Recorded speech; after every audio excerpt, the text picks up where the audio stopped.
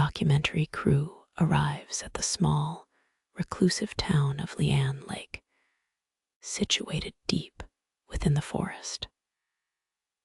This quiet place, engulfed in layers of perpetually drifting mist, holds a sinister legend well known to its inhabitants.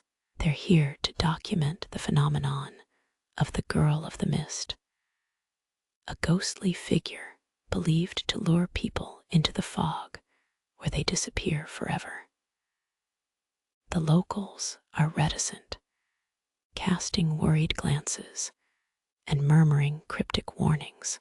The crew, composed of seasoned paranormal investigators, experiences an unsettling chill that night as the fog thickens beyond the motel windows. In the morning, the crew interviews several townsfolk who share harrowing personal stories about loved ones lost to the mist. An old man recounts how he once heard children's laughter resonating from within the fog, followed by his friend's scream. These tales are met with skepticism from the younger members of the crew, although the atmosphere grows increasingly tense as they listen to mentions of the girl in white.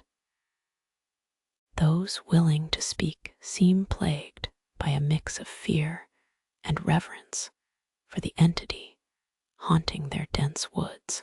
The crew heads into the woods for the first time, equipped with cameras and recording devices. As they enter the forest, a suffocating silence descends upon them, only disrupted by their footsteps crunching on fallen leaves. The mist seems alive, curling around trees and creeping forward with every step they take. They stumble across strange symbols etched into the trunk of an ancient tree, eerily reminiscent of the folklore they heard earlier. The discovery unnerves them, but they push further, compelled by their mission.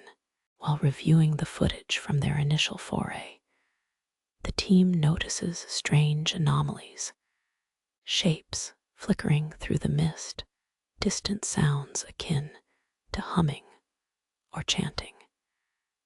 And at one point, what seems to be a distant figure watching them from afar.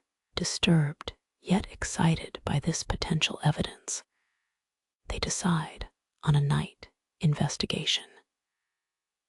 Tension grows as they prepare themselves for the descent into darkness, where the unseen predator turns prey. The night envelops them as they venture again into the mist, a veil thicker and colder under the moonlight's pallor. Eerie whispers echo around them, unnaturally disembodied. The crew's bravado is tested when faint laughter, chilling and childlike, seeps from the murk. They gather close, nerves stretched taut as instruments detect bizarre fluctuations. The influx of sensations becomes overpowering, compelling one member to momentarily separate himself, drawn by a luminous figure in the distance. The team spends a panicked hour searching for their missing member, fear thickening like the mist around them.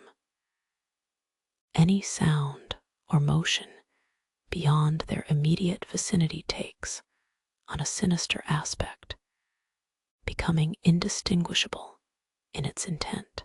It isn't until sunrise that they find him, unharmed, but in a deeply unsettled state of shock. He mutters incoherently about the girl and something even more terrifying.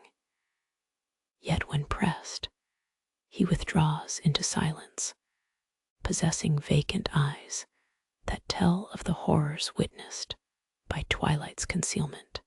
Haunted by the night's chilling events, The team reviews the footage again, noticing further anomalies they had previously missed. Low whispers haunt the audio, now coherent enough to discern words. "Come play" is repeated in the eerie chorus of children's voices, coaxing the listener deeper into an unknown realm. Upon learning this, the team becomes divided. Some wish to leave immediately, while others insist on a final attempt to engage directly with the malicious presence. Ignoring their fears, they enter the woods one last time. As the fog closes in around them, their world diminishes to mere feet, each step an act of blind faith into the soupy haze. The spectral girl reappears, more defined than before, beckoning with slender fingers streaked in shadows.